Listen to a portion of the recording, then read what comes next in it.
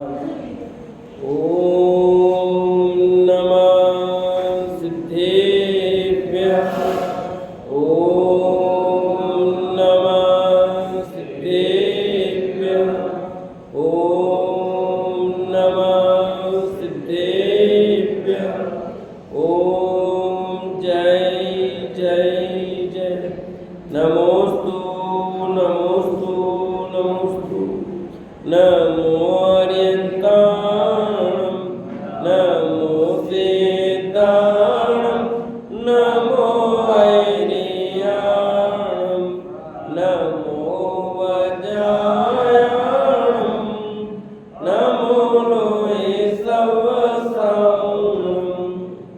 मङ्गलं भगवान् वीरो मङ्गलं गौतमो गणे मङ्गलं कुन्द कुन्दारो जैन धर्मोऽस्तु मङ्गलं सर्वमङ्गलं माङ्गल्यं सर्वकल्याणकारकं प्रदानं सर्वधर्माणां जैनं जयतु शासनं जैनं जयतु शासनं।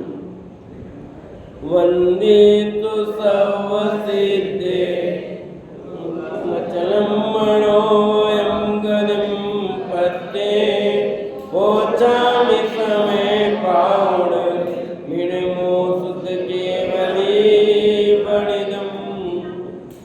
नमः समे साराय स्वानुभूत्या च दासते चेत्स्वभावाय भावाय सर्वभावान्तरचिते। बोलिए जिम्माणी मात की जय। लक्षण महापर्व की बोलिए। उत्तम आर्जव धर्म की। इसी भारत भूमि पर आज से 2000 वर्ष पहले आचार्य कुंददेव विचरण कर रहे थे। उनके द्वारा रचित ये समय सार परमागम जिसकी चर्चा हम कर रहे हैं, 2 गाथाओं पर चर्चा की अपन ने। पहली गाथा में ये बात कही थी कि जो ध्रुव है, अचल है, अनुपम है, ऐसी गति को प्राप्त को मैं नमस्कार करता हूँ। दूसरी गाथा में कहा था समय 2 प्रकार का होता है, एक स्वसमय और एक पर समय। स्वसमय यानी सम्यक दर्शन ज्ञान चारित्र में स्थित होना स्वसमय है, और उद्गल कर्म प्रत्योत्सव में स्थित होना पर समय है। ये चर्चा हमने की थी। अब उसके आगे की चर्चा हम करेंगे। कल कहानी अपनी काम की थी, याद है? मुनिराज के पास जिनवाणी पुण्याश्रम कथाकोश नाम का ग्रंथ है, जिसमें ये कहानी दे रखी है। उसमें बताया है कि वो ग्वाला, उसका नाम था मतिवरण। क्या नाम था? मतिवरण नाम का ग्वाला था। और जब उसे जंगल में वो जिनवाणी मिली तो घर पर लेके आता है। जिस सेठ सेठानी के घर पर काम करता था, उसी घर पर मुनिराज पधारते हैं, तो वह जिनवाणी उन मुनिराज को वह दे देता है। और उसी के प्रभाव में आगे उसका जन्म क्या होता है वो देखते हैं। जिस सेठ सेठानी के घर पर यह बालक, यह ग्वाला काम करता था, उनके कोई संतान नहीं थी। बहुत लंबा समय हो गया था, कोई बच्चा बच्ची कुछ भी नहीं था। जिनधर्मी थे, इसलिए किसी देवी देवता के यहाँ पर वो नहीं गए थे, न और जगह गए थे कि तुम हमें बच्चा दे देना। ऐसे किसी स्थान पर वो नहीं गए थे। उस समय आज की तरह टेस्ट ट्यूब की व्यवस्था भी नहीं थी, इसलिए वो कहीं वहाँ पर भी नहीं गए थे। अब जब मुनिराज का उनके यहाँ होता है तो ऐसा स्वतः पुण्य का बंध होता है और उस ग्वाले की आयु पूर्ण होती है और वह ग्वाला उन्हीं सेठ के घर, जिस सेठ के घर वो ग्वाला था, अब वही वहां पर पुत्र के रूप में उत्पन्न होता है। अब सोचो क्या है, मुनिराज ने आहार किया था और उनको वो जिनवाणी भेंट की थी, उसके फल में उसको मनुष्य आय का बंध हो गया और मनुष्य आय का बंध ही नहीं हुआ, जो हुआ वो बाकी देख ही रहे अपन। और वह सेठानी सेठ जी जहाँ उनके बहुत लंबे समय बाद एक पुत्र की प्राप्ति हुई थी, उस पुत्र की प्राप्ति के कारण वे बहुत खुशियाँ मनाते हैं और सबको खूब दान करते हैं। बहुत लंबे समय के बाद किसी को पुत्र रत्न की प्राप्ति हो तो प्रसन्नता विशेष होती है, ऐसा लोक में देखा जाता है। होता है कि नहीं होता है? तो उनको भी बहुत लंबे समय बाद हुई थी। वो माँ उस पुत्र को प्राप्त करके अपने आप को प्रसन्नता व्यक्त करती थी और जब पालना झुलाती थी तो उस पालने में वह लोरी गाती थी, तो जिन धर्म की लोरियां गाती थी। क्या गाती थी आपको पता है? शुद्धोसि बुद्धोसि निरंजनोसि। उस बालक के कान में क्या वो लोरियां सुनाती थी? शुद्धोसि बुद्धोसि निरंजनोसि, कि तुम शुद्ध हो, बुद्ध हो, निरंजन हो, ऐसी लोरियां सुनाती थी। ये बात मैंने एक किताब में, जो पाठ्यक्रम में है एमपी के एक पाठ्यक्रम, उसमें ये बात अलग ढंग से दी। यही छंद है, यही गाथा है उसमें, और उसमें नाम भी है। उस पूरी कथा यही है। श्रीमती उसकी माँ का नाम, ठीक है, और उसमें दूसरा थोड़ा सा पूछ दिया है, पर वो व्यक्ति कोई नहीं था, वह कुंद कुंद का जीव जो ग्वाला था वही बना है पद्मनंदी। उनके बचपन का नाम रखा गया पद्म। क्या रखा गया? पद्म। तो आचार्य कुंद कुंद नाम कैसे पड़ा, क्या हुआ, उसकी कहानी अपन आगे सुनेंगे। अभी आप तो यहीं तक कि सेठ जी के घर पर उस बालक का जन्म हो गया है, खुशियाँ मनाई गई है और उसका नामकरण कर दिया गया है। फिर क्या क्या नाम हुए, क्या हुआ, उसकी कहानी अपन कल पढ़ेंगे। आज इतना ही। अब अपन आते हैं अपनी गाथाओं पर। हमने 2 गाथाएं पढ़ ली थी, कौन कौन सी? पहली और दूसरी। तो पहली गाथा में क्या कहा? जो ध्रुव ऐसी दशा को प्राप्त और जो श्रुत के द्वारा कथित समय सारा, उसको मैं कहूँ।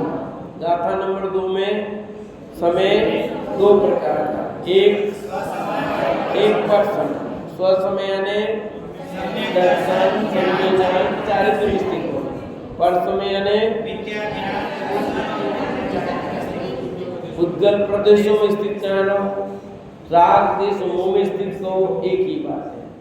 2 गाथाएं हमने समझी। जब आचार्य ने पहली गाथा में प्रतिज्ञा की थी कि मैं समय प्रावृत को कहूँगा, ये प्रतिज्ञा करके आगे बढ़े, और दूसरी गाथा में उन्होंने अपना काम प्रारंभ किया कि आपने प्रतिज्ञा की तो समय के बारे में कहो। तो दूसरी गाथा में उन्होंने समय का भेद कर दिया, स्वसमय और परसमय। इस दूसरी गाथा में समय का अर्थ था जो परिणमता है, जो जानता और परिणमता है, ये समय का अर्थ था। अब गाथा नंबर 3 का जन्म होता है और यहाँ तीसरी गाथा में बात करते हैं कि वो जो समय है वो 2 प्रकार का बताया।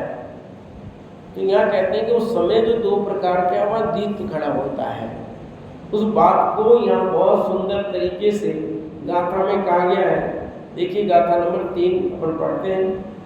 एयत निश्चय गदो समोसवत सुंदरो लोए बंद कहाए यते तेर संवादनी होती एकत्व निश्चयगत समय सर्वत्र सुंदर लोक में उससे बने बंधन कथा जो विरोधनी एकत्व में।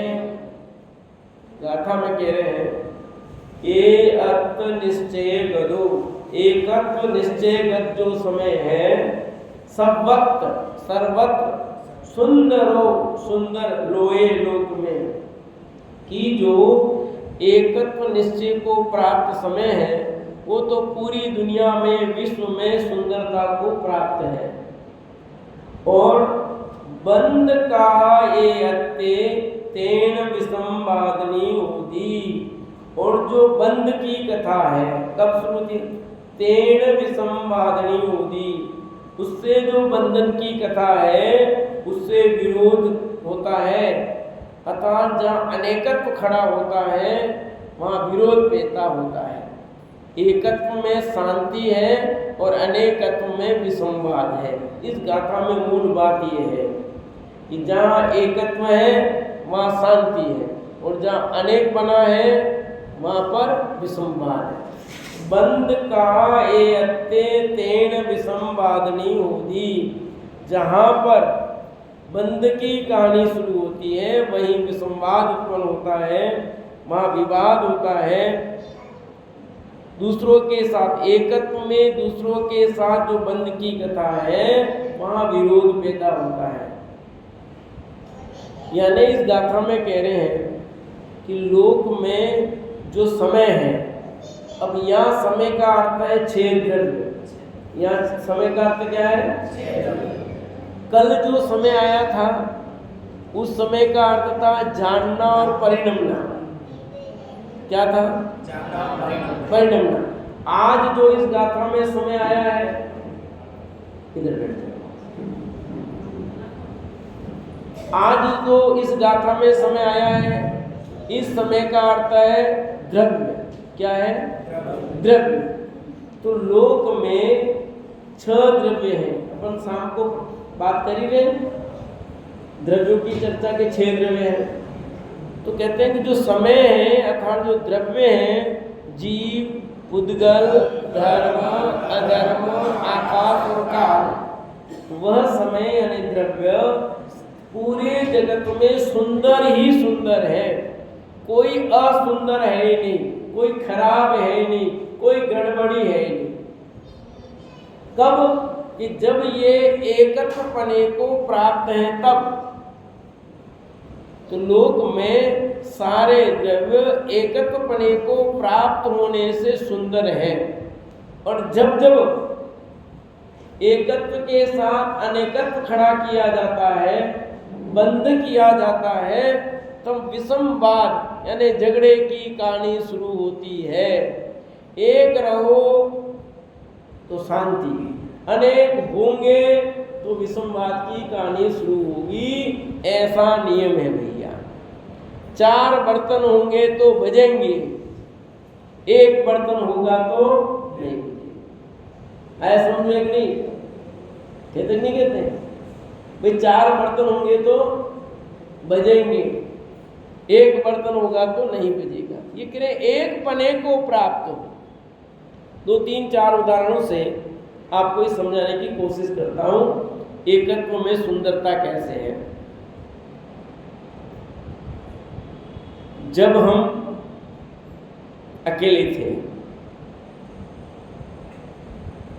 तब कहीं भी आओ जाओ कुछ भी करो, कोई टेंशन राजू भाई,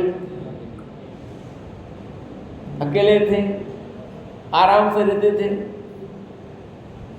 खाना बनाना है बना लिया, नहीं बनाया तो कोई बात नहीं, इच्छा हुई हलवा बना लिया, खा लिया, इच्छा हुई पोहे बनाए, खा लिया। अकेले रहते थे, पढ़ाई करते अकेले आराम से, कोई टेंशन नहीं, कहीं भी जाओ आओ कोई पूछने वाला नहीं।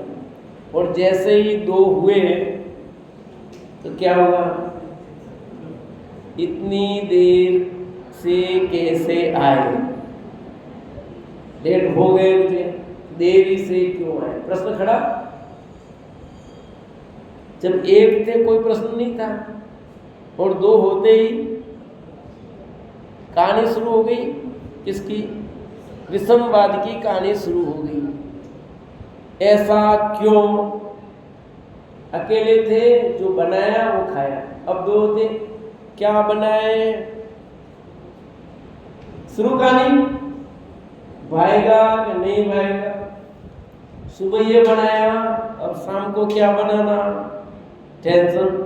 अकेले थे, सुबह जो बनी सब्जी वही शाम को खा ली तो टेंशन नहीं। पर दो होते ही क्या कहानी शुरू हो गई, बंद। दो ये बंधन होते ही कहानी शुरू हो गई विषमवाद की, तू मैं की कहानी शुरू हो गई। ऐसे यहाँ कह रहे हैं कि ये जितने द्रव्य हैं वे सब अपने अपने में कार्य करते हैं, इसलिए सुंदरता को प्राप्त है। जब जब बंध की कहानी शुरू होगी, दो जोड़ा जाएगा तो वहां विवाद होगा। एक है तब तक कोई नहीं, पति पत्नी दोनों एक हो तो कौन उस घर में इंटरफेयर कर सके बताओ। और वो एक नहीं हो, अनेक रूप हो, वो इस रास्ते जाए वो इस रास्ते जाए, तो क्या होगा बोलो, विषमवाद की कहानी। क्योंकि दोनों एक पने को प्राप्त नहीं है, अनेक पने को प्राप्त है। तो जब अनेक पने को प्राप्त होंगे तो क्या होगा, विषमवाद। और उदाहरण देता हूं, मेरे जेब में एक सिक्का हो तो बजेगा क्या? और जेब में 2-4 सिक्के होंगे तो क्या होगा, विषम, बजेंगे। तो एक था नहीं बजा, अनेक हुए तो जहां एक पना होगा वहां कभी भी विषमवाद नहीं होगा। और जहां जहां अनेक पना करोगे, यानी वहां पर आप बंध की कहानी शुरू करोगे, वहां वहां विवाद होगा होगा और होगा। मैंने पहले कहा एक थाली है तो नहीं बजेगी, 4 थालियां हैं तो इधर इधर बजेगी। आप उन थाली को एक रूप कर लो तो वो नहीं बजेगी, उसको अनेक पने करोगे तो बजेगी। तो यहां कह रहे हैं कि जब जीव स्वयं स्वतंत्र रूप अपना कार्य करता है तो वो सुंदर ही है, परंतु जब जब ये जीव पुद्गल के साथ, अन्य धर्म के साथ अपना संबंध स्थापित करता है, तब तब बंध की कहानी शुरू होती है और विषमवाद पैदा होता है। 6 द्रव्यों में धर्म, अधर्म, आकाश और काल, ये 4 द्रव्य हैं। इन 4 द्रव्यों ने किसी से कोई संबंध, तो ये तो बिल्कुल एकदम जैसे वैसे ही है। और पुद्गल भी किसी से कोई लेना देना नहीं है, इसलिए उसको भी कोई कंप्लेन। ये 5 द्रव्य तो प्योर हो गए। अब बचा एक, कौन, यानी मैं बचा। और यही सब खुरापात करता है, इसको हर जगह देखो तो गड़बड़ी, कहीं न कहीं ये संबंध स्थापित करना चाहता है। जीव पुद्गल के साथ जबरन अपना नाता जोड़ रहा है। शरीर पुद्गल है और ये शरीर को क्या मानता है, अपना मानता है। मालिक कौन, इस शरीर का मालिक कौन, पुद्गल। बन कौन रहा है, मैं। बन कौन रहा है, तो आपने इसके साथ संबंध स्थापित करने की कोशिश की, हुआ नहीं, ध्यान रखना। अभी की तो इसमें जो कुछ भी गड़बड़ होगा तो आपको दुख होगा कि नहीं होगा, इसलिए बंद की कहानी शुरू हो गई, इसलिए आपको दुख होता है, बाकी कुछ नहीं होता है। जो अपना नहीं, उसमें आपने जबरदस्ती अपनापन किया। ये पुद्गल द्रव्य अलग है और जीव, तो ये जबरदस्ती जीव इस पर द्रव्य के साथ में बंद की कहानी शुरू करता है तो भिन्न नहीं, पर कर क्या रहा है? इसलिए का बंद कहा तेन विसंवादनी होदी। जब जब यह जीव पर द्रव्य के साथ में अपनापन करता है, उससे संबंध स्थापित करने का प्रयत्न करता है, कुछ न कुछ रिश्ता जोड़ता है, तो फिर क्या होता है? बंद की कहानी शुरू होती है, झगड़ा होता है, संसार खड़ा होता है, चार गतियां खड़ी होती है, पंच परावर्तन होते हैं, परिभ्रमण होता है। दीदी क्या हो रहा है कि चार गतियां तभी खड़ी होती है, कोई रिश्ता ही नहीं तो क्या है? छगन भाई, आपका मेरा क्या रिश्ता है? हमारा रिश्ता विस्ता तो कुछ नहीं है, पर बस साधर्मी का रिश्ता है। ये हमारे पड़ोसी गांव के, पहले किया कोई रिश्ता नहीं है, फिर धीरे धीरे रिश्ता खड़ा कर दिया। पहले क्या कहा?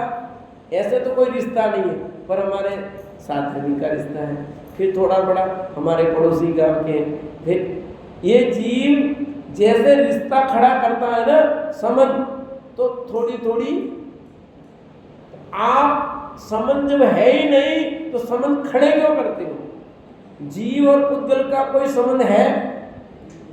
जीव की जाति अलग है और पुद्गल की जाति अलग है। धर्म द्रव्य अलग, अधर्म द्रव्य अलग, आकाश अलग, काल अलग, सब न्यारे न्यारे हैं, पर ये जीव सबका मालिक बनता है, सब में कुछ न कुछ करना चाहता है, इसलिए बंद की कहानी शुरू हुई है, बाकी कुछ बंद नहीं है। कल मैं कह रहा था, टाइम हो गया तो बंद कर दिया था, कि जगत में जो 6 द्रव्य हैं, सब द्रव्य अपना अपना काम करते हैं, कोई किसी का काम, इसलिए वे सुंदर हैं।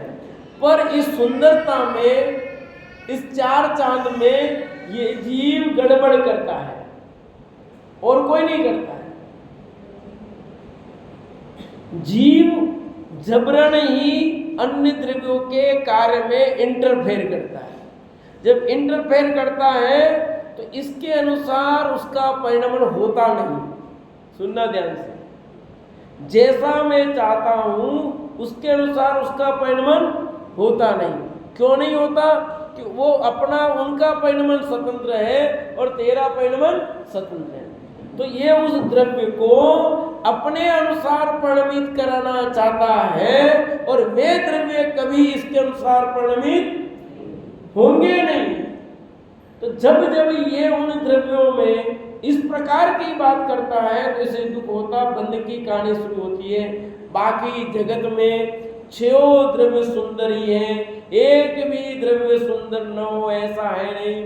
सुंदर मन शांति है, उनमें किसी प्रकार की कोई गड़बड़ी नहीं है, सब द्रव्य अपने आप में परिपूर्ण है, एक भी द्रव्य किसी तरह से अपूरा नहीं है, अपूर्ण नहीं है, कोई कमी नहीं है, सब अपने आप में परिपूर्ण है। तो फिर उसमें अपने को क्यों इंटरफेयर करना कि नहीं करना?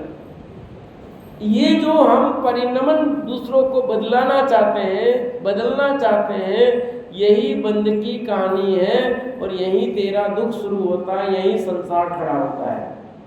तो इस गाथा में इतनी सी बात कही गई है कि एकत्व में सुंदरता है और अनेक पना करोगे तो दुख होगा।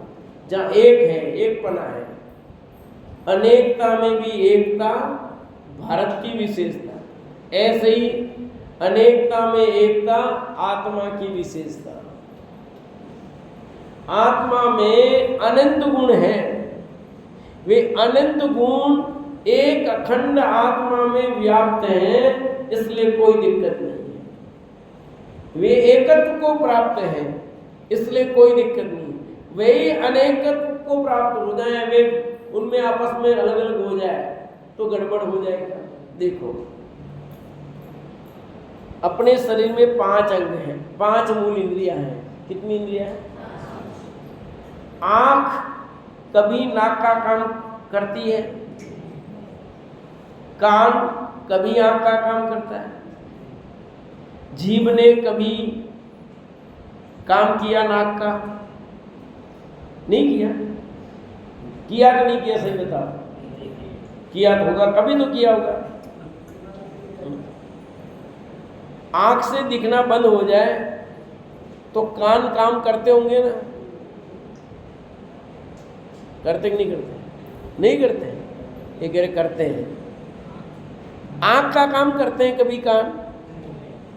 कान से सुनना कम हो जाए तो आंख सुनने लग जाती है क्या? नहीं। तो ये 5 इंद्रियां जो हैं वे सब अपना अपना काम करती हैं। किसी में कोई इंटरफेयर करती है? रत्ती भर भी नहीं करती। ऐसे ही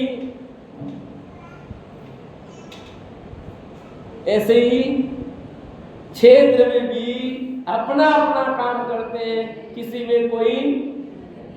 पर ये जीव 5 तो अपना ही करते हैं, पर ये 6ठा जो एक असली जीव है वो गड़बड़ करने की कोशिश करता है। हम दूसरों के काम में हस्तक्षेप करने की कोशिश करेंगे तो आपको गड़बड़ होगा, नहीं तो कोई गड़बड़। आंख ने कभी नाक का काम नहीं किया, नाक ने कभी आंख का काम नहीं किया। और दोस्ती सब में बराबर काम है कि नहीं, बोलो। आप कभी ये थोड़ी कहते चलो मैं नहीं देखता हूं, किसको नहीं देखूं, इसको नहीं देखूं। आंख सबको देके अपना काम वो करती है। नाक सुनने का काम है, सुनता है और पूरे शरीर में वायुमंडल को ठीक करता है। आंख देखने का काम है, करती है, सबको देखती है। किसी के कार्य में इंटरफेयर नहीं है और सबकी दोस्ती कायम है। एक दूसरे की दोस्ती नहीं हो सकती। दोस्ती पक्की और काम एक दूसरे का कभी नहीं करते। ऐसी कैसी दोस्ती है ये? ऐसी दोस्ती होती है क्या? क्यों? दोस्त किसको कहते हैं? जो एक दूसरे के काम आए, सुख दुख में साथ हैं। पर कहते हैं काम पूरा आता है पर करता एक भी नहीं। काम उसका काम करता ना, जिसका जो काम है वही काम करता है। यदि हम उस काम में इंटरफेयर करेंगे तो दुख होगा। तो यहाँ कह रहे हैं कि जगत में जो समय है, द्रव्य है, वे सब अपना अपना काम करते हैं, इसलिए सुंदर हैं। सर्वत्र सुंदर लोक में, पूरे विश्व में वे सुंदर ही हैं, अच्छे हैं, कोई गड़बड़ी नहीं है। और जहाँ गड़बड़ी हुई है उसका कारण एकमात्र बंद की कहानी शुरू की तब हुई है। अनेक पना उसके साथ जोड़ने की कोशिश की और वो अकेला जीव करता, बाकी कोई द्रव्य नहीं करता है। ठीक है ना? इसलिए इस जीव के ही 4 गतियां हुई। इसको दुख हुआ, इसी को सब हुआ, बाकी किसी को कुछ नहीं हुआ। कोई कंप्लेन भी नहीं है बाकी किसी की है। तो इसलिए यहाँ इस गाथा में ये बात कह दी गई कि एकत्व में शांति है और अनेकत्व में। तो तीसरी गाथा की बात समझ में आ गई कि लोक में सर्वत्र सुंदरता है, असुंदरता हम असुंदरता जबरदस्ती खड़ी करते हैं। ये जैसा है, ये जैसा है, ये जैसा है, ये जैसा है। जो जिसका परिणाम होना वैसा है। ये काला कलूटा है। अब वो काला है, दिक्कत है आपको, बोलो समय नहीं दिक्कत, बड़ी दिक्कत है। असी काली तो हमारे घर नहीं चाहे, काली ऐसी कलूटी तो मेरे घर नहीं चाहिए। भैया तेरा इसमें क्या रोल? वो काला है, गोरा है, उस शरीर का रंग है, पुद्गल का काम है, जीव का काम हुआ क्या? एक पुद्गल है, इस पुद्गल का जिसका जिस रूप पर्या होनी थी वो हो गई और तू जबरदस्ती अब बाल तो चाहिए काले, सफेद हो जाए तो दुख। और वहां कालापन में बुरापन लग रहा है। कोई काला नहीं, कोई गोरा नहीं, आत्मा में तो काला है। आत्मा बोलते नहीं भजन में, काला नहीं भगवान। आत्मा तो काला भी नहीं, गोरा मैं काला हूँ, मैं गोरा हूँ, मैं ऐसा हूँ, ये मानते हैं इसलिए दुख होता है। जो मैं नहीं हूँ वो मैंने माना, ये आपने असुंदरता खड़ी की, ये बंद की कहानी शुरू की, इसलिए आपके बंद हो रहा है। हमें बंद नहीं करना हो तो जैसा परिणाम हो रहा है, जैसा है वैसा ही स्वीकार करो। लोक में एक द्रव्य भी खराब नहीं है, सब सुंदर है। तो तीसरी गाथा हुई। अब चौथी गाथा की ओर बढ़ते हैं। बहुत सुंदर गाथा है। जब आचार्य देव ने ये बात कही कि एकत्व में सुंदरता है, अनेकत्व में विषमवाद है, और समय दो प्रकार का आपने बता दिया था, स्वसमय पर समय, तो आप ये सब बात हमारी समझ में क्यों नहीं आ रही? सारा जगत सुंदर है, आप कह रहे हो हमने मान ली, पर हमारी समझ में क्यों नहीं आ रहा है? ये हमारे पल्ले क्यों नहीं पड़ रहा है? जब इतनी बढ़िया बात है, अच्छी बात है, हमें समझ में क्यों नहीं आ रही है? तो आचार्य भगवंत कहते हैं कि सब समझ में आ सकता है, नहीं आए ऐसा क्यों नहीं आ रहा है तेरे को? तो वो यहाँ बताते चौथी गाथा में कि वो जो एकत्व की बात कही थी वो सर्व सुलभ है, फिर भी तुझे समझ में क्यों नहीं आ रही है? कहा था ना तीसरी गाथा क्या, एकत्व में सुंदरता, अनेकत्व में वो जो एकत्व रूप है वो में एकत्व रूप मुझे समझ में क्यों नहीं आ रहा है? वो एकत्व पने को प्राप्त जो भगवान आत्मा है वो मेरी समझ में क्यों नहीं आ रहा है? ऐसा जब शिष्य ने प्रश्न किया तो ये चौथी गाथा जन्मी। और चौथी गाथा में क्या कहते हैं देखिए, शुद्ध परिचिदानुभूता संवत्सरी काम भोग बंद तव सुवलंबो नवरीन सुलोव्यतस। हे सर्वश्रुत परिचित भोग बंधन की कथा, पर से जुदाए कर्म की उपलब्धि केवल सुलभ न। प्राकृत गाथा पढ़ते एक बार वापस आप बोलेंगे, शुद्ध परिचिदानुभूता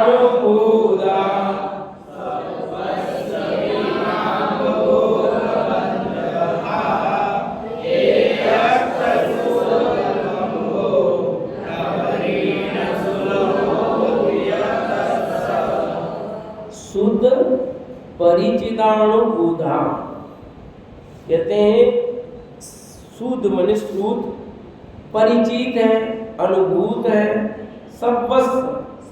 सर्व काम भोग बंधन का, काम भोग बंधन की कथा तो सबको सुनने में आ गई है, परिचय में आ गई है, अनुभव में आ गई है। एक सुलंबो इसलिए सरल लगती है, नवरी न सुलोभ्यस्य, परंतु एकत्व विहत विभक्त जो आत्मा है उसकी बात सुनने में नहीं आई, परिचय में नहीं आई, अनुभव में नहीं आई, इसलिए कठिन लगती है। पर कठिन इस गाथा में इतनी बात कही गई है। क्या कहा, ध्यान से सुनना। एकत्व विभक्त भगवान आत्मा की बात हमको कठिन क्यों लगती, उसका जवाब है इस जीव को काम भोग बंधन की कथा तो खूब सुनने में आ गई है, परिचय में आ गई है, अनुभव में आ गई, इसलिए सरल लगती है। और एकत्व विभक्त भगवान आत्मा की बात न सुनने में आई, न परिचय में आई, न अनुभव में आई, इसलिए कठिन लगती है, पर वास्तव में कठिन ये इस गाथा में कहा है।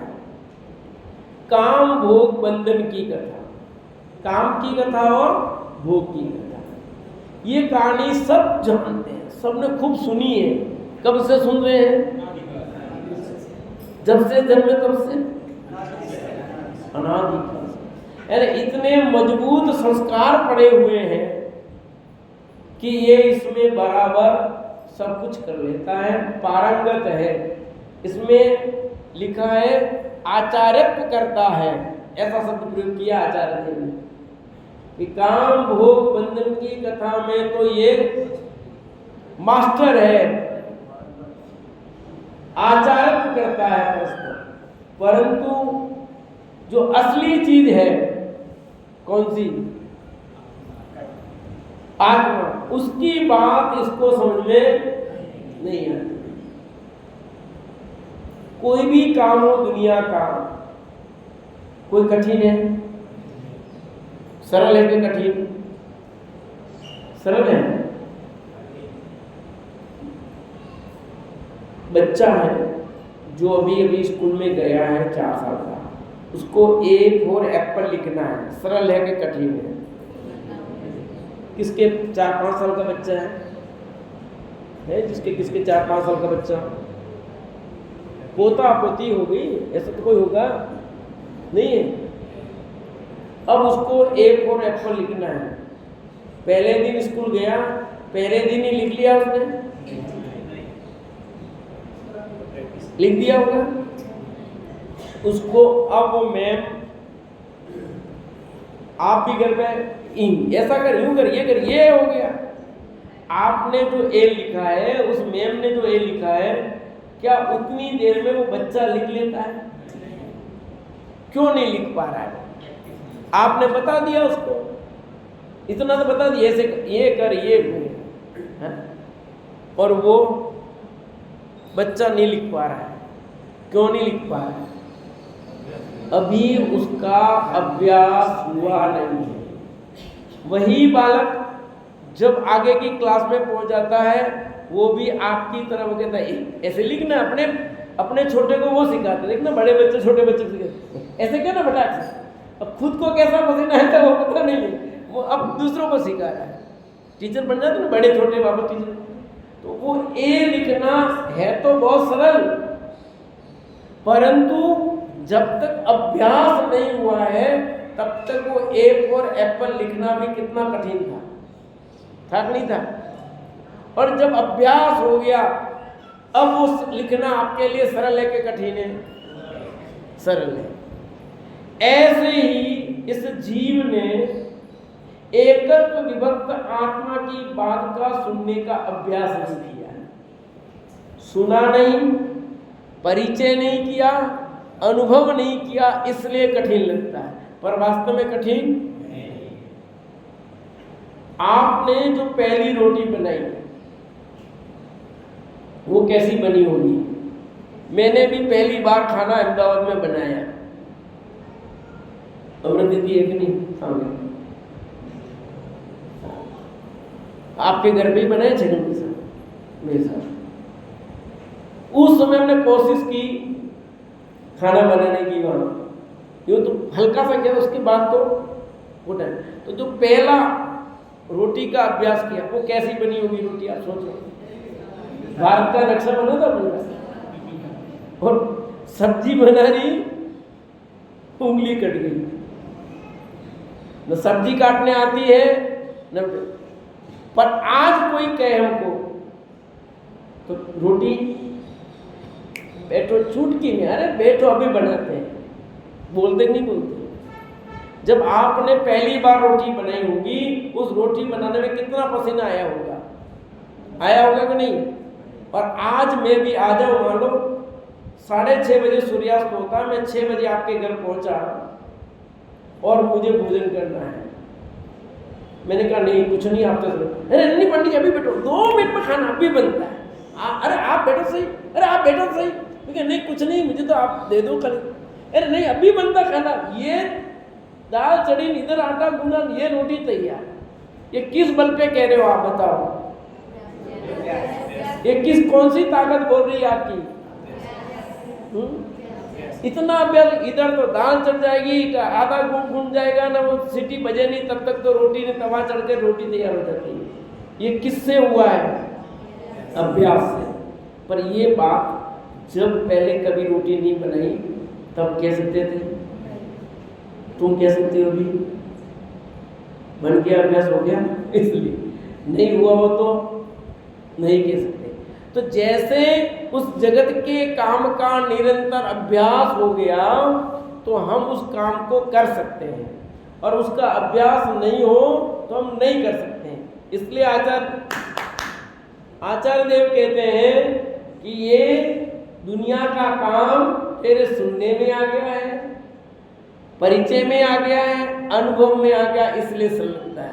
इन्हें काम भोग बंधन की कहानी खूब सुनी है, खूब परिचय किया, अनुभव किया, इसलिए सरल लगती है। बच्चे को दूध पीना कौन सिखावे कि इस जगह ही दूध है। वो गाय का बछड़ा जन्मता है, वो दूध पीने के लिए माँ के मुंह की तरफ नहीं जाता है, वो पीछे ही जाता है। किसने सिखाया बोलो? किसने सिखाया? वहां ही क्यों गया? उन पैरों के बीच में ही क्यों गया? माथा मारा, किसने सिखाया उसको? कोई सिखाता क्या? पर वो संस्कार ऐसा पड़ा है, उसको पता है कि मेरी भूख इस जगह मिटेगी, इधर नहीं मिटेगी, वो वहीं जाता है। संस्कार काम कर जाते हैं। तो ये जीव संसार के कार्यों में इतना परिचित है, इतना गुण मिल गया है, इसको सब सरल लगता है। पर ये एकत्व विभक्त आत्मा की बात इसको कठिन लग रही है। समय सार मोतीलाल साहब भारी पड़ेगा, पंडित जी भारी मत लेना। सुबह बोले, भाई साहब बोले पंडित जी भारी मत करना। मैं कहा अपन भारी तो करते ही नहीं, अपन भारी ही नहीं है। बहुत सरल करें, क्योंकि सरल है ना, कठिन है ही नहीं। जबरदस्ती कठिन, क्योंकि सुना नहीं, परिचय नहीं किया, अभ्यास नहीं किया, इसलिए कठिन लगता है। सुन ले, परिचय कर ले, अनुभव कर ले, फिर कठिन लगेगा। अब आपको पहली दूसरी गाथा सरल लग रही, कठिन लग रही, बताओ मंजू भाभी बोलो। सरल लगती है। अब सरल क्यों लग रही है? पहले पढ़ने में भी कठिनाई लगती थी, अब बार बार पढ़ने लग गए तो कैसे लगने लगी? अर्थ भी समझ में आ गया तो सरल लगने लगी। तो आत्मा की बात सरल है कि कठिन है? पर कठिन क्यों लग रही है? अभ्यास नहीं है।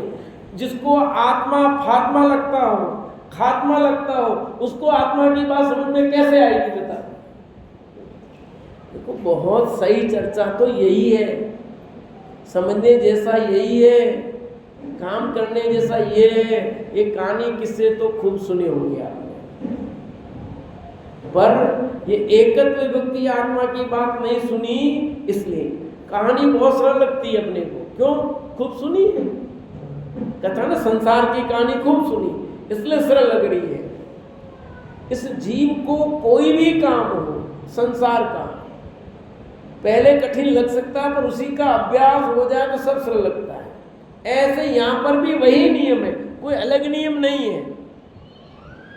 आप अभ्यास करोगे तो अभ्यास से ये चीज सरल हो जाएगी, अनभ्यास से कठिन है और अभ्यास से सरल। तो संसार की जो कहानियां हैं इसने खूब सुनी। दो शब्द का प्रयोग हुआ है, काम और तो कुल कितनी इंद्रियां हैं पीछे? 5 इंद्रिय के नाम बोलो पुष्पा बहन। 5 इंद्रियों के नाम वही बोलेंगे, 5 इंद्रियों के नाम। हाँ यही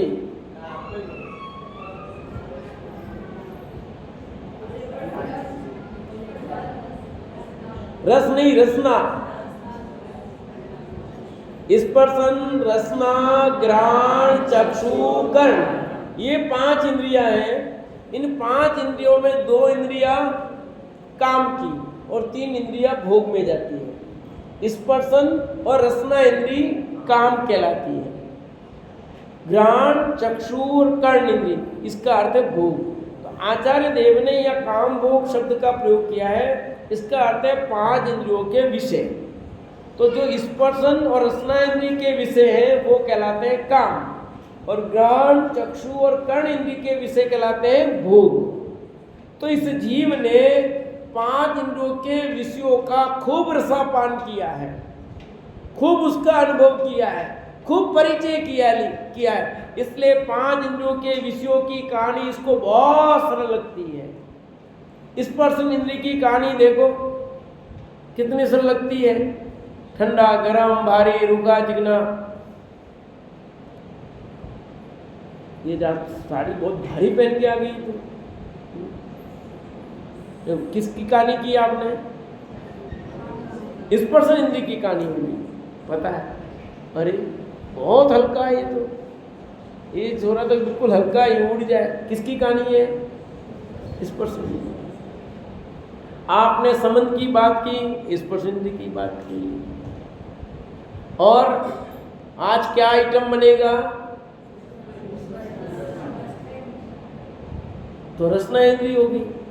और कहानी ज्यादा इसकी चलती है दो की, स्पर्शन और रात को सोते हो तो सुबह क्या बनाना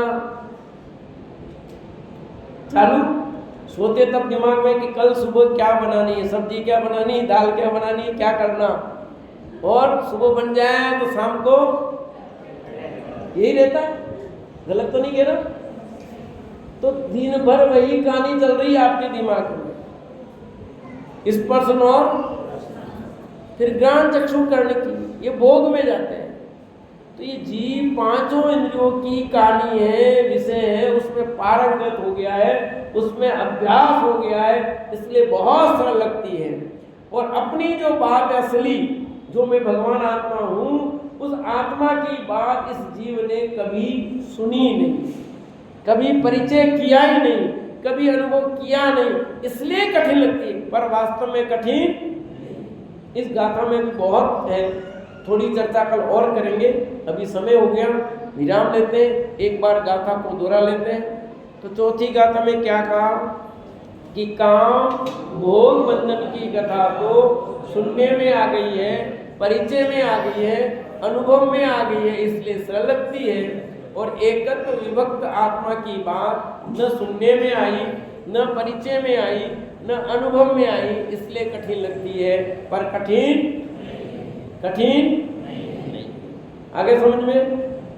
तो अपन चारों गाथा को दोहराते हैं, किस किस गाथा में क्या कहा फिर पूछूंगा, ध्यान से सुनिए। पहली गाथा में क्या कहा? जो ध्रुव अचल अनुपम दशा को प्राप्त है ऐसे सिद्धों को मैं और श्रुत केवली द्वारा कथित समय सार को। गाथा नंबर 2, समय दो प्रकार का, स्व समय और पर समय। सम्यक दर्शन ज्ञान चारित्र में स्थित होना स्व समय है, और पुद्गल कर्म प्रदेशों में स्थित होना पर समय। गाथा नंबर 3, एकत्व में सुंदरता है, अनेकत्व में विसंवाद है। गाथा नंबर 4, काम भोग बंधन की कथा तो सुनने में आ गई, परिचय में आ गई, अनुभव में आ गई, इसलिए सरल लगती है। एकत्व विभक्त आत्मा की बात न सुनने में आई, न परिचय में आई, न अनुभव में आई, इसलिए कठिन लगती है। पर कठिन नहीं। चौथी गाथा एक बार और बोलता हूँ, ठीक है? और तीसरी सरल हो गई, एकत्व में सुंदरता, अनेकत्व में, सबको याद होगी। चौथी, काम भोग बंधन की कथा सुनने में आ गई, परिचय में आ गई, और इसलिए क्या लगती है? एकत्व विभक्त आत्मा की बात न अनुभव में आई, इसलिए अब कौन बोलेगा स्वेच्छा से? पहले इधर बहनों में से, फिर भाई से। 1 2 बस, अभी भी 3। सबके हाथ खड़े हो जाने चाहिए, हम सब बोलेंगे, फिर मुझे मौका मिलना चाहिए कि हाँ इनको पूछो। चल बोल।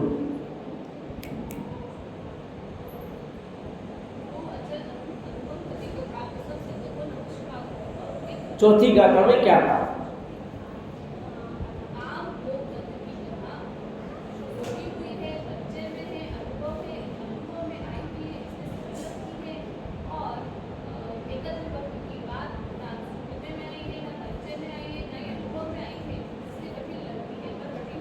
बहुत बढ़िया, इधर से बोल निर्मल।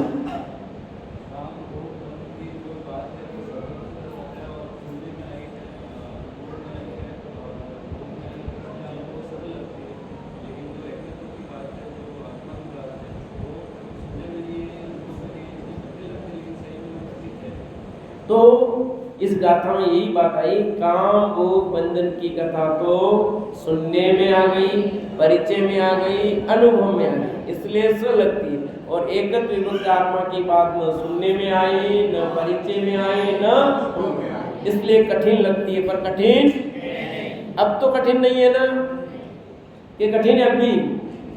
बोलो, अब तो सरल है, सरल ही है। कठिन तो अपन बनाया जबरदस्ती, कठिन है ही नहीं।